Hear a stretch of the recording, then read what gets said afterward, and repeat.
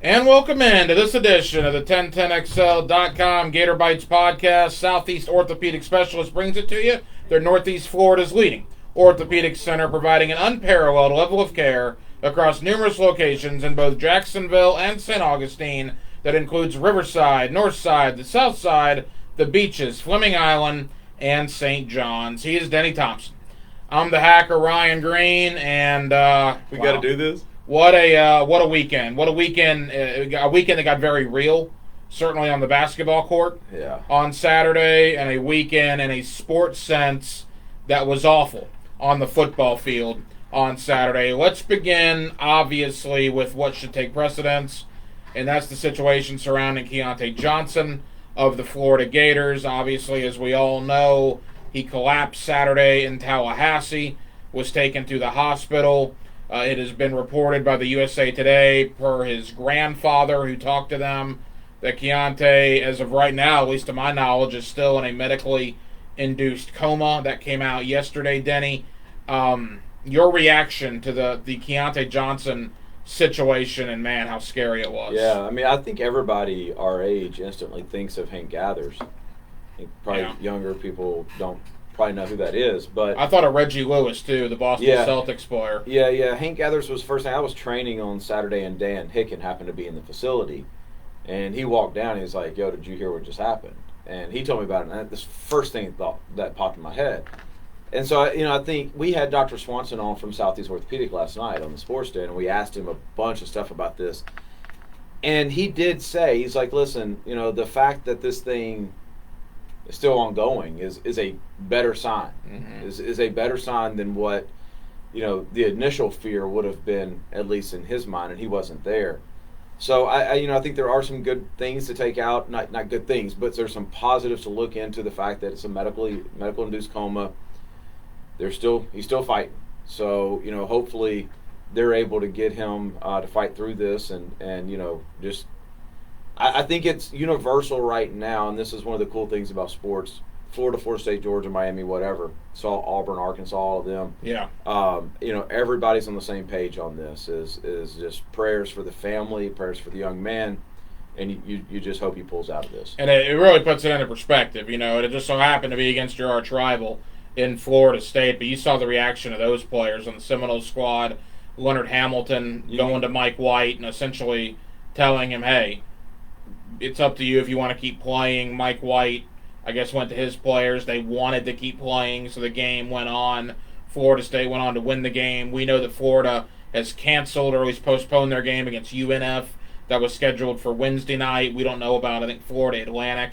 That's on Saturday. But I got to wonder, Denny, I mean, if you're a teammate of Keontae Johnson, a lot of those guys obviously are not only teammates but brothers, essentially, best friends. If you even want to play basketball right now. Well, I think it affects so much more than just the basketball team too.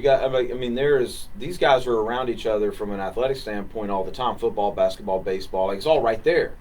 I mean, every time I go to Florida to work with quarterbacks, I see the other sports that you can't help it. Mm-hmm. And so I think these guys are around each other. That I have zero doubt that it was heavy on the mind of a lot of the football players as well. Just before we go any further, props to Leonard Hamilton, by the way, who I think is a really good guy. Like, everything you hear about Leonard Hamilton, have you really ever heard anything bad about that guy? I never have, no. He's going to end up in the Hall of Fame, too. He's one of the most winningest head coaches in the history of the ACC. The way he handled that, though, yeah. You just saw, like, a veteran at the game. You know what I mean? Just calm, cool, collected, what can we do for you? Just the way he handled that whole thing. I think some other coaches may have handled it a little differently. And I just, props to him, props to the Florida State program for the way they handled that. Agreed. And we certainly are praying for Keontae Johnson. When new news breaks, we'll certainly have it right here on 1010XL. But again, the last update was yesterday from his grandfather, who spoke with the USA Today, that said Keontae was in a medically induced coma. They did transfer him from Tallahassee Memorial Hospital to Shands in Gainesville, and we'll certainly see what happens. All right, now taking a drastic turn back into the world of sports, which is what we do here on Gator Bites. We talk sports, and my goodness gracious. Saturday night, the Swamp, senior night for 20-plus Gator seniors. You're playing an LSU team that had 50 scholarship guys available. And Denny, not that I'm going to toot my own horn, but I'm going to toot my own horn. We sat in this studio last week, and I told you that I was a little iffy on the LSU game. I didn't think Florida was going to lose. I'm not going that far. But I told you I was a little concerned. We agreed on that. Remember last week it was like, this is the one game. Yeah. Yeah, right. This is the only game all year that you were concerned too. Now, we didn't think we were going to lose. No. But we were both concerned. I never in my wildest dreams expected to see what I saw on Saturday. Here's what happened is Dan Mullen had his worst game as a head coach. And you can sum everything up in that statement. If there's one thing that I despise in people, it's outward arrogance. It's a thinking that you are in some way better than somebody else or better than what you are.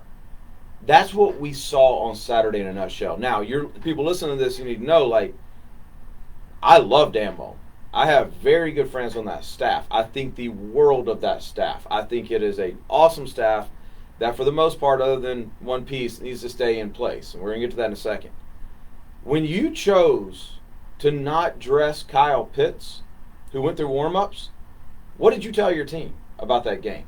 When your team saw Kyle Pitts go through warm-ups, and then you came in and you saw him not out on the field, what's the message that sent to your team? Oh, this is going to be easy tonight. We don't need Kyle Pitts. Exactly right. Yeah. Like, as a leader, you don't do that. Would Saban ever do that? Hell no. Like, that was, as my partner James Coleman calls it, that's a shoulder pads game. That is, hey guys, let's go handle business. Let's go take care of these jokers the first half. Take the shoulder pads off second half. Get ready for Alabama. Mm-hmm. That's what that was supposed to be. When Dan Mullen made that decision, I think it set in motion what we saw happen. The sloppiness, the half-ass attitude, the not attention to details, the terrible play calling in the red zone, the terrible play calling on the defensive side, the worst play calling defensively that I've ever seen at any level of football happened on Saturday night in games. Expand on that. Why did you have such a problem with Todd Grantham? You're playing a freshman quarterback making his first start in the swamp. Granted, not in front of 100,000 people. You are more talented, you're older, you're more experienced in just about every position on the field than the LSU offense is. And you try to get cute? Like, you try to get cute with corner blitzes, and even if you pay attention to that corner blitz, for those watching, you can see me. For those listening, I'll try to explain. A lot of times, blitz comes from the boundary, it's snuck up. Pre-snap, it's snuck up. You hit it full speed, safety rolls over the top, they hit you for 5, they hit you for 5. No, that's not what we did. We held, when at the last minute, expected the alley guy to go backwards and the safety to come down. The dumbest play design on 3rd and 7 that I've ever seen. Like, you're asking to get roasted. And that's what happened. And you didn't do it once. You did it twice at least. And I put that on Dan Mullen. I don't put it on Todd Grantham, because go back to the Kentucky game. Kentucky game, 3rd and 5, 3rd and 6. Todd Grantham calls man with no spy against Terry Wilson. Terry Wilson reads it, takes off for 12, 14, picks up the first down. Mullen loses his mind on Grantham. What should have happened on Saturday is, after the first quarter blitz, Mullen should have went to Grantham and said, you ever pull that again, you can walk your ass straight to the locker room. You're never coaching here again. Mm-hmm. And the fact that Mullen didn't do that, you're either coaching it or you're allowing it.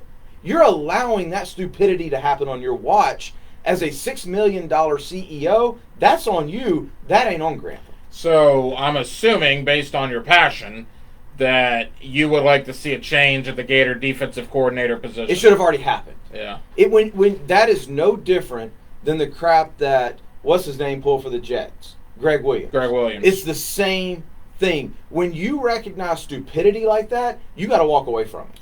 Is there any concern? You've brought this up in the past. Is that Grantham may not be the best X's and O's guy, but he's a heck of a recruiter. Yeah, he canceled that out for me. I have been his biggest proponent because I know how good of a recruiter he is. It doesn't matter who you recruit. If you call plays like that, I don't care who you have. If you're not putting him in a position to win, he's got to go. Today's Gator Bites podcast on 1010XL.com, along with the Florida Gator 1010XL Facebook page, is brought to you by Southeast Orthopedic Specialists. For the highest quality care, you can rely on Southeast Orthopedic Specialists for any orthopedic injury or concern. You can log on to their website by going to se-ortho.com, and you can listen for Southeast Orthopedic Specialist, the good Dr. Kevin Murphy, on Thursday mornings in the 7 o'clock hour with Jeff and Dan right here on 1010XL for his weekly analysis of injuries in sports. Marco Wilson. All right. I agree with everything that you said. Grantham at points was horrible in that game. The Gators having 2 consecutive 3-and-outs on offense was absolutely ridiculous. I thought Mullen was stubborn with the play calling, wanting to continue running the ball. I thought was a stubborn thing to do. I thought that's funny you say that, because if he'd have run the ball early in the game in the red zone, that wouldn't have been a game. Well, I actually thought they were trying to get Trask a Heisman. That's what it looked like. That's interesting to me, because I thought in the second half they just started. Yeah, and we're talking about 2 different points. Right. Yeah. So play calling in general I thought was horrible. All that being said, if Marco Wilson does not pick up that cleat and launch it 25 yards down the field, the Gators win that football game. True. Because LSU would have been punting from inside their own 25. Florida gets the ball probably around their own 35. You drive down 40 yards. McPherson hits a 45-yarder. You win the game at the buzzer. The cleat throwing in 30 years of me watching Gator football is the dumbest thing I've ever seen a Gator football player do. The only thing I can even compare it to is Dallas Baker in 2004 against Tennessee, but I think more of that was the official wanting to throw a flag on Florida. The official standing right there. He sees a Tennessee player hit Baker. Baker responds. Baker's the only one with the penalty. It was dumb that Dallas Baker did that, but to me that was on the official. This is completely and totally on Marco Wilson. I'm not going to make excuses for the kid. It was inexcusable what he did on Saturday night. No. Everything you're saying is absolutely true. I'll tell you this. I think this about Marco Wilson. I think I tweeted this. If I'm Dan Mullen, he's not playing another down for me. And it's nothing against Marco. It's if that would have happened under Willie Taggart, what would we have said? Mm-hmm. Like you have to. That's the first thing that popped in my head is we would have referenced the music and practice. We'd have referenced a lack of discipline. We'd have referenced all that stuff. At some point, you have to, as a leader, put your foot down and say, "I'm again, you're either coaching or allowing it.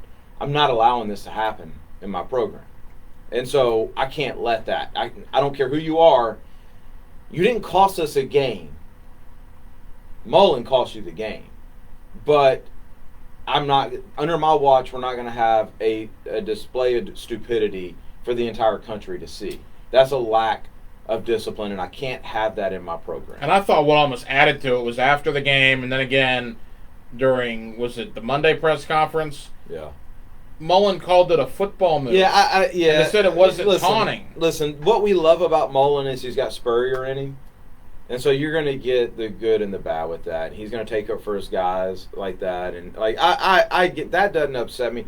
Where I was going with that, though, Hack, is I can say this. When I woke up on Sunday, I didn't have any ill will towards Marco Wilson. I still wouldn't want him to play. Monday, nothing. I still had this pit in my stomach about the game, but Marco Wilson was an afterthought to me. Because in my mind, it should have never been to that point. Marco made a play. There was a shoe standing there, sitting there. He threw. It's funny now. Like, I think about it, and I actually laugh. I'm happy you're laughing because about it. it's like, because you know the kid. There's nothing that any of us can say that is going to make this kid feel any worse than seeing his teammates file into the locker room after that game. You know the kid feels this small already, right? So I'm not going to pile on to the kid for making a mistake that everybody has made on some level. It just hasn't been on national TV.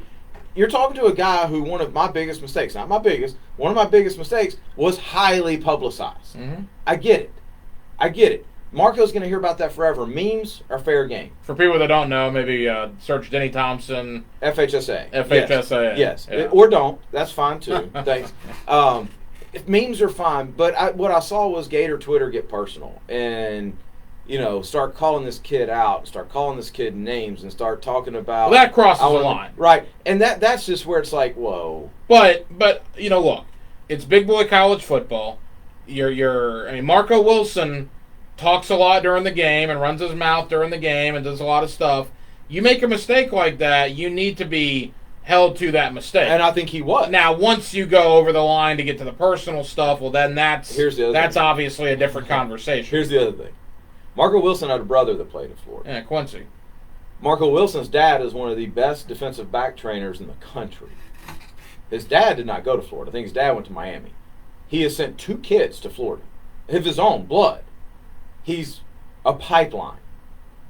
That's not the family you want to get. If you want to stay active in the recruiting, just trust me on this, Gator fans, you don't want to go at Marco Wilson. Dad pulls a lot of strings.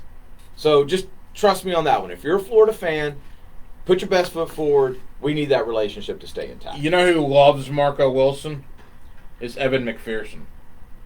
Because he did miss the kick that could have tied the game. LSU nails a 57-yarder in the fog.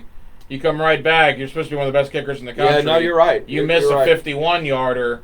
No one's talking about Evan McPherson. We should have known with that interception how this game was going to go, because I've never seen anything like that interception in my life. And it was an interception. When it first happened and they reviewed it, I'm like, all right, cool. We're going to get the ball back. And then, damn, that's an interception. Gator fans don't want to hear this. And it's not the story here for obvious reasons.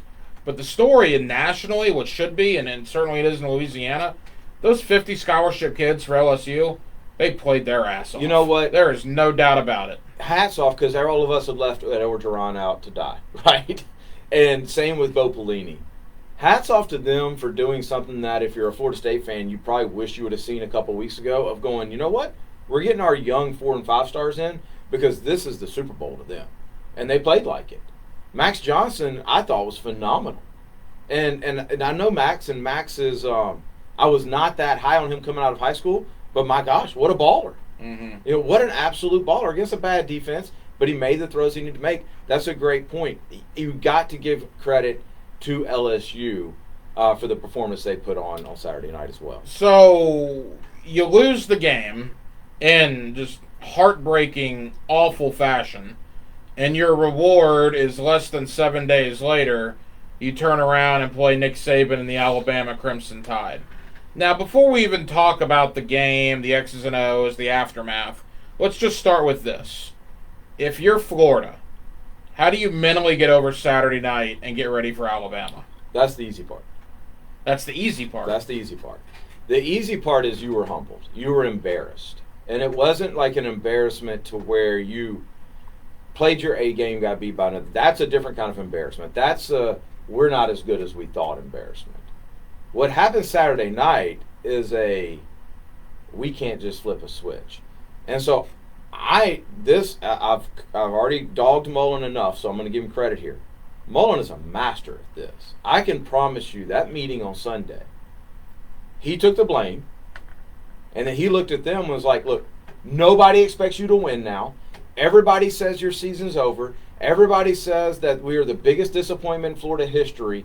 And I promise you, I'd be willing to bet everything I have that their practices this week are the most up-tempo and best practices they've had all year. Is motivated. They're out to prove a point now. Now, I don't know if they can, but the flip is the easy part. The hard part is getting on that field and matching up with Alabama. The mental flip, I don't think it's an issue. How does Florida on the surface match up with Alabama? Let's go quick here because I want to do both sides. Let's do what I think is going to be the bad side first.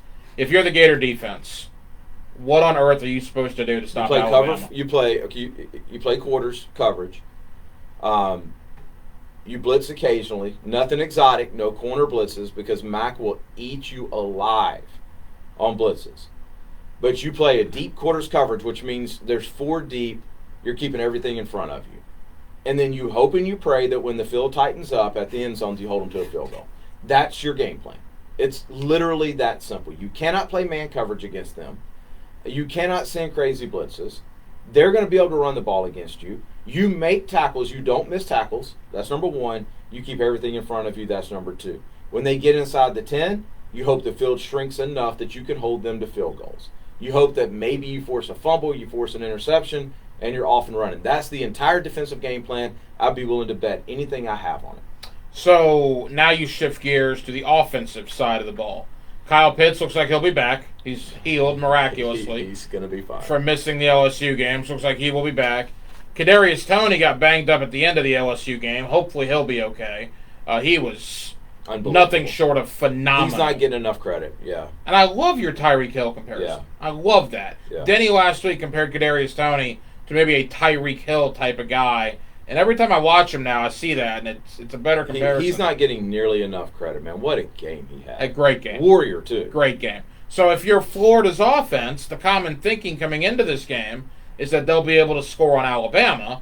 The question is, Denny, will they be able to score enough? Well, that's up to the defense, unfortunately. Yeah. I think the offense, you can have a mid-30s game against Alabama's defense. I don't think you have to do anything special, anything cute, other than block really well up front. Like that's got to be the focus. You've got the weapons.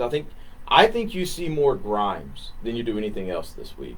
I think Alabama has to be so focused on Pitts and Kadarius Toney because both of them are matchup problems. Where they put Toney, how they use Toney, and Pitts because he's the best player in college football. They're matchup problems. That opens the door for Grimes. That opens the door for Copeland to have one of these 8 catches for 130 yards and 2 touchdown type of nights. I think you get it. I actually think that we get a heck of a football game on Saturday night. Today's Gator podcast is brought to you by Southeast Orthopedic Specialists, the Northeast Florida's leading orthopedic center, providing an unparalleled level of care across numerous locations in both Jacksonville and St. Augustine. That includes Riverside, Northside, the South Side, the beaches, Fleming Island, and St. John's. Here is the big question, all right? And I hope you're right. I hope we do get a heck of a ball game. In no way, shape, or form am I picking Florida to win. I mean, I'm not breaking any news there. I'm picking Alabama to win. But let's assume Florida wins the game. Pulls the 2-touchdown upset. They win the game. Then what? They're in. You think they're still in? They're in. Man, I got to tell you, there's not a lot of people, at least that I've seen, that agree with that. Here's why I think they're in. In fact, I think it's funny. I think that at the end of Saturday night, I was the same way. You thought everything's down the drain. Kyle Trask, Heisman, gone.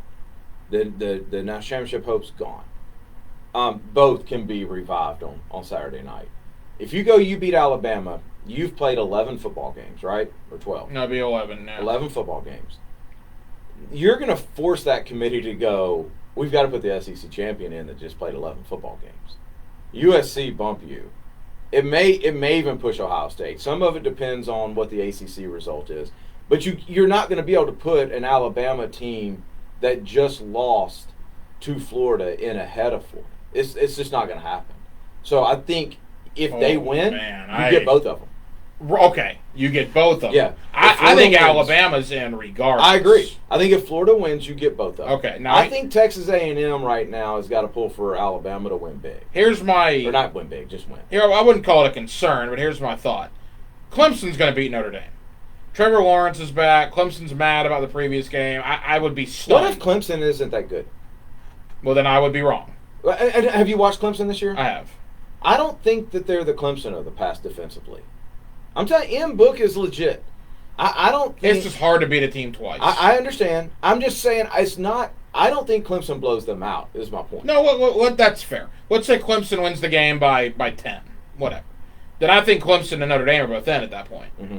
All right? If we already agree that Alabama's in, that's 3. It comes down to Florida, Ohio State. It comes down to Florida, Ohio State, Texas A&M. Texas A&M's out. Because Texas A&M has a head-to-head over Florida with 1 less loss. Yeah, they're not putting Texas A&M ahead of the SEC champion. The SEC champion, I don't see how you can ever set a precedent right now, especially in a year like this, where the SEC champion does not get in. It's never happened before. Yeah. You got 6-0 Ohio State, 9-2 Florida with a win over Alabama. Now, what helps Florida immensely is how great Georgia looks right now. Because if you beat Alabama, you have 2 wins over 2 top 8 teams. Yeah. And Ohio State would have 0 wins over a top 8 team. You have that in your 2 losses. Your 1 loss is over a top 17. The other loss to anybody who watched the game, which everybody did, was one of those nights. It was a Friday the 13th type of crazy night. That's my personal belief. I believe if they win, they get in. I just don't see how the SEC champion doesn't get in. It would be a fascinating 24-hour period, or I guess a 16-hour period, if Florida beats Alabama. Oh, it would be total chaos to see who actually gets in. It would be, and I'm all for chaos when it comes to the selections. I don't think we're going to have to worry about that because I look at Alabama, and I see almost an unstoppable machine. Mm-hmm. And I hope I'm wrong. I hope Florida goes in there and wins the game. I certainly give Florida a better chance this year than the 2 McElwain years. That goes without saying. I didn't even want to watch those games. Right. I mean, that's right. But, well, let me just ask you flat out, who wins the game? I think it is a heck of a football game. I think it is. I think it goes down as one of the best SEC championships ever. I think it's like a fast-paced game that at the very, very end, Florida kicks a field goal to win. You think Florida knocks off Alabama? I do. Wow. Man, if you're right, I will shake your hand. I do, and my whole reason for that, I would have never said that 2 days ago. In fact, when I saw you Sunday, I'm like, that game didn't matter because we weren't going to beat Alabama anyway. My whole reason for that right now is the vitriol coming at Florida right now, and Dan Mullen's going to use that. And they've got athletes, and they are hearing they're hearing from former players about how they just embarrassed everybody against LSU. They're going to come out and give Alabama their best shot. There's no doubt about that. Now, is their best shot enough? I may come on here next week and sound silly. I think that there's enough weapons offensively for Florida that they can get it done. I also think, and both can be true, I also think that Mac goes off. I think we see a 42-39 type of game or a 42-41 type of game where special teams plays a huge role in this game. You get Denny Thompson every night on the Sports Den on 1010XL and 92.5 FM. You get me every midday with Leon Searcy, Joe Coward, and Matt Hayes on XL Prime Time. We'll be back next week to recap Florida, Alabama. You want something real funny real quick? Yeah. I'm about to get roasted by Alabama fans because literally while we were on here, ESPN just released an article about me and Mac Jones. Oh. I just made that pick. So, I'm about to get roasted over that. Well, how about that? You'll get Denny every weeknight. You get me every weekday. Thank you for watching and listening to Gator Bites on 1010XL.com and on the Florida Gator 1010XL Facebook page. Denny, let's hope we're talking about an SEC championship game next week. Yes, sir.